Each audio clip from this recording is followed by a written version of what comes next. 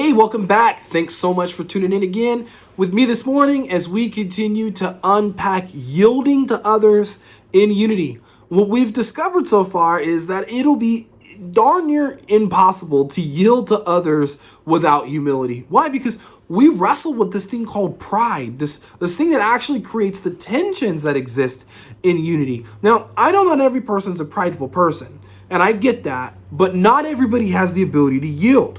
And you got to get that, because truthfully, yielding is only made possible through humility.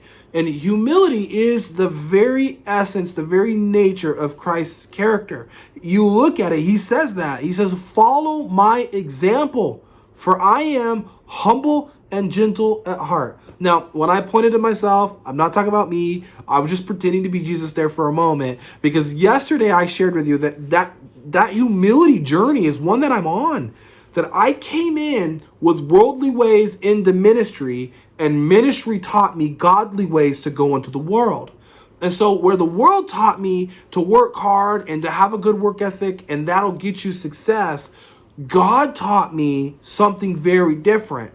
God taught me that my success is not about what I can do for myself, but all about what I can do for others.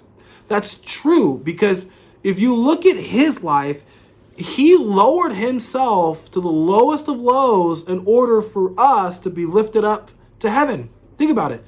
It literally says that Jesus removed himself from the throne and made himself nothing. My gosh, that must tell me something about humility. That tells me that true humility means lowering myself to lift others up. That's got to be what it is. I mean, there's no other example that we have that Jesus didn't do. I mean, he went to the lows of lows. He was God, made himself human. He was in the perfect heaven and put himself in an imperfect world. He died a shameful death as a criminal. Like, had his beard plucked, crown of thorns placed over his head, his back whipped, he was spit on, he was slapped. He was mocked. He was treated. I mean, he put himself at the lowest place he could possibly be. And as if that wasn't enough, he allowed nails to be pierced through his hands and his feet. And he hung on a cross for you and I to take on the burdens of all of our sins that you and I create and commit. And he lived a life that was blameless and without sin, but yet in that moment he became sin so that you and I may receive his righteousness. He put himself in the lowest of lowest positions so that we can be with him as he is now in his highest of highest, seated at the right hand of God. So for me to practice humility, it's for myself to think about that Romans chapter 12 verse that says, do not think of yourself more highly than you ought, but rather with sober judgment. Here's the deal. When I think about what Jesus did for me and know who he is, I am not God.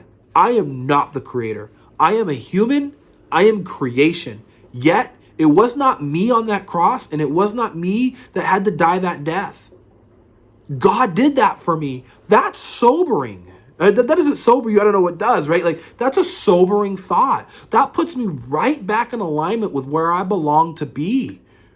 And I have to recognize for that moment that Jesus lowered himself to my level so that he can take me where he ultimately wants to spend eternity with me, which is heaven. So true humility means lowering myself to lift up others. In what ways?